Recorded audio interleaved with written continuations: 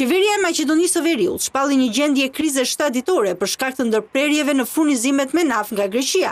Kriza në vend u shkaktua nga vështirësitë në furnizimin me naftë nga Greqia fqinje pas blokadave kufitare nga fermerët protestues tanë autoritetet. Masa e lejon kompaninë shtetërore të energjisë elektrike SM të përdorë rezervat e detyrueshme shtetërore të naftës pa kompensim, tha qeveria në një deklaratë. Ky vendim u mor për shkak të pamundësisë për të furnizuar me naftë, e cila është thelbësore për prodhimin. Rezervat shtetërore të naftës do të transferohen pa kompensim dhe SM është e detyruar të raportojë në qeveri dhe Ministrinë e Financave mbi konsumin e karburantit, tha qeveria në Shkup, pas një mbledhjeje të kabinetit. SM i kishte kërkuar qeverisë të shpallte gjendje krize për shkak të vështirësive në furnizimin me linjit dhe naftë nga Greqia.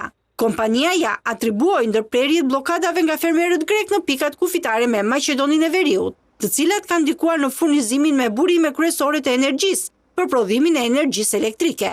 SM tha se shpallja e krizës ishte nevojshme për të mundësuar përdorimin e rezervave shtetërore dhe për të siguruar mjaftueshëm energji, derisa pikat kufitare të rifillojnë funksionimin normal. Pjesa më e madhe e energjisë elektrike në Maqedoninë e Veriut gjenerohen nga termocentralet e SM-s që përdorin linjë dhe naftë. Bullgaria ofroi furnizime urgjente me naftë për Maqedoninë e Veriut pas shpalljes së krizës, sipas shërbimit informativ të qeverisë bullgare.